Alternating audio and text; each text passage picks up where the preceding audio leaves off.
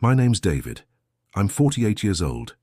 Every Sunday afternoon, just after lunch, I get in my car and drive to my parents' house. There's no big plan or special reason. It's simply become a quiet ritual. A habit of coming home for a little while, a way to remind myself that time is still moving but love can still pause. When I was younger, I used to think those visits didn't matter much. I'd stop by for a quick chat, sip some tea and leave before the afternoon sun had even shifted. I told myself I was busy, that there would always be another weekend, another chance. But time has a way of closing doors you thought would stay open forever. Back then I believed love was something you proved through doing, fixing things, paying bills, working hard. I thought showing up occasionally was enough. What I didn't realize was that love isn't measured in effort alone. It's measured in presence, in the simple act of being there when you could have been somewhere else. My parents never asked for much. They never complained when I came late or missed a Sunday altogether. They simply smiled, poured the tea, and made space for me at the table. But sometimes silence can speak louder than words. Their patience carried an ache I didn't see until much later. One Sunday, I arrived later than usual. The house looked the same as always, the curtains swaying gently, the faint smell of cinnamon from the kitchen. Mum was sitting by the window, knitting quietly, her glasses sliding down her nose. Dad was in his chair, pretending to read the newspaper, though the page hadn't turned for a while. When I stepped inside, Mum looked up with surprise and warmth in her eyes. "You're just in time," she said softly. "The tea's still warm." I smiled, but in that moment, something inside me shifted.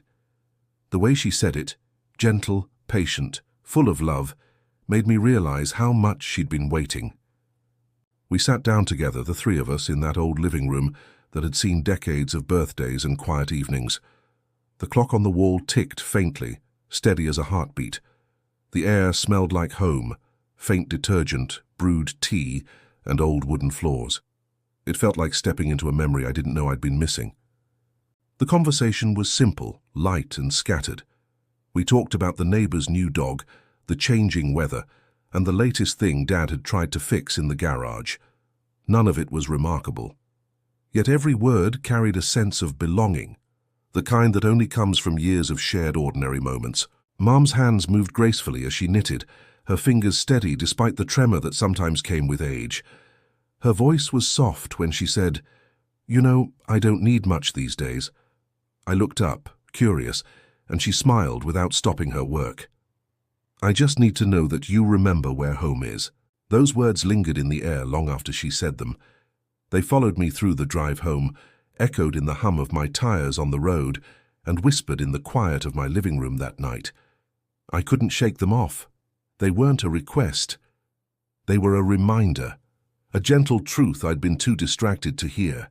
That night I lay awake staring at the ceiling. I thought about all the Sundays I'd rushed through, the half-hearted visits, the moments I cut short because of things that suddenly seemed so unimportant. I realized that love had always been waiting for me to slow down. I was just too fast to notice. From that day on, I made a decision. I wouldn't just stop by, I would arrive. I would show up fully, not as a visitor passing through, but as a son returning home. It was a small shift in intention, but it changed everything, because when you show up with your heart, time feels different. Now every Sunday feels like a story of its own. I still drive the same road, past the same fields, the same gas station, the same slow turns that used to feel endless. But now the drive feels peaceful, like a transition between worlds, between who I was and who I'm trying to be. Sometimes when I pull into the driveway, Dad is already outside, trimming the roses or sweeping the porch.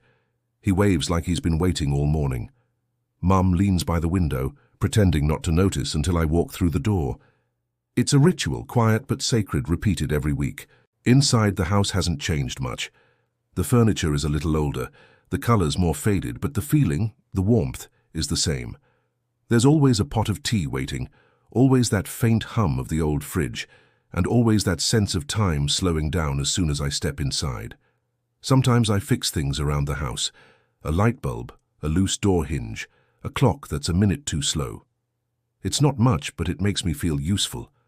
Other times we just sit in silence, each of us lost in thought, yet somehow connected through that silence. Dad still tells his old stories, the ones about the factory or the fishing trips that always ended the same way. I know every word by heart now, but I let him tell them anyway. Because each story is more than memory.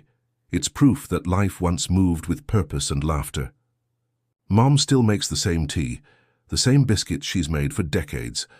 She hums softly while she works, sometimes an old tune, sometimes something she makes up. Her presence fills the room like sunlight, quiet, gentle, but steady. It's the kind of peace you only appreciate when you've lived long enough to crave stillness. The clock ticks softly behind us, marking time we no longer measure.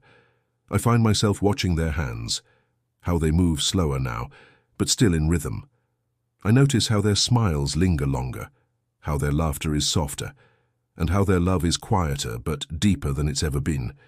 I've learned that love doesn't always need words. Sometimes it's a shared glance across the table.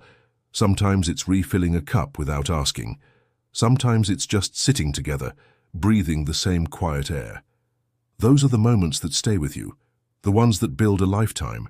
And it's strange, really, how we spend so many years chasing noise, only to find peace in the things that don't demand our attention. The stillness of a Sunday, the warmth of a familiar kitchen, the comfort of a voice that's always called your name the same way. There are times I catch Mom looking at me with that same expression she's had since I was a child, pride, concern, love, all at once. And I realize she's still seeing me as her boy, even when I'm almost 50. That's what mothers do. They see beyond age, beyond distance, beyond years. Dad doesn't say much about emotions. He never did. But I've learned to read him in other ways, the way he pours my tea before his own, or how he leaves the porch light on when he knows I'll be late. His love has always been quiet, but steady, like the hum of the house itself. I sometimes wonder what they think when I leave. Do they wait by the window a little while, listening for my car to fade down the road? Do they talk about me once I'm gone, remembering who I used to be? I'll never know, but I like to think they do. It feels like part of the ritual. The truth is, I don't want to take any of it for granted anymore. These visits, these slow afternoons, these ordinary moments, they're the threads holding the fabric of my life together. I used to think success meant what I built for myself. Now I know it's what I build with others. Because one day the chairs will be empty, the cups will sit untouched, the air will still carry the faint smell of tea and sunlight, but it won't feel the same. And I'll wish, more than anything, for just one more Sunday. One more laugh from Dad that fills the room. One more soft hum from Mom as she works by the stove.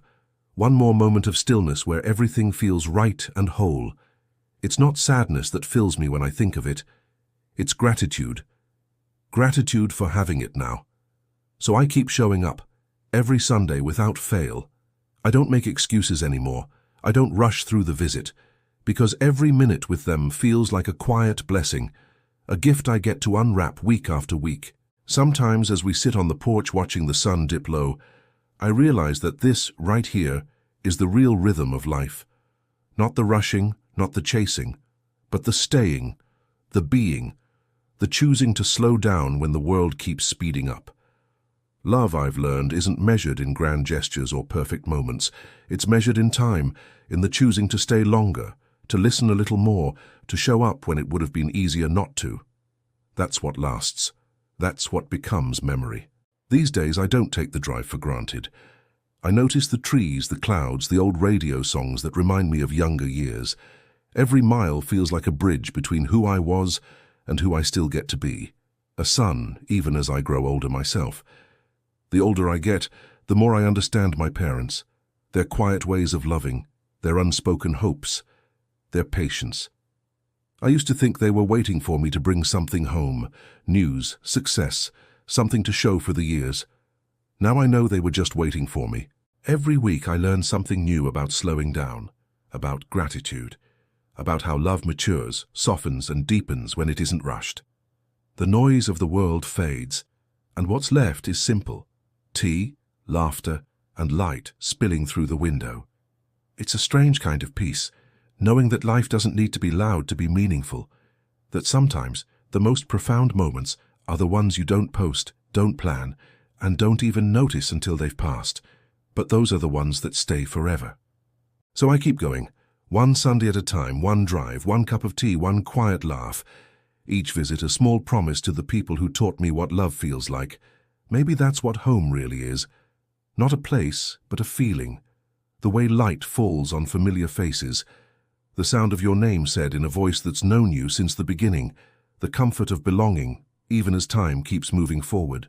Every Sunday I park my car, walk up the same steps and knock on the same door. And every Sunday Mom answers with that same soft smile. Dad calls from the living room, "The tea's ready." And in that moment, I know I'm exactly where I'm meant to be. We sit, we talk, we laugh, and sometimes we say nothing at all. The air hums with the kind of peace that doesn't ask for more. I look at them, really look, and try to memorize the way their eyes still shine when they see me. Because someday when the chairs are empty and the light feels colder, I'll close my eyes and see this. The warmth, the laughter, the quiet miracle of being together. And I'll whisper a thank you for every ordinary Sunday that turned out to be extraordinary. So don't wait for special occasions. Don't wait for perfect timing. Call today, visit this weekend, stay a little longer. Because the people who once taught you what love feels like are still waiting to feel it from you.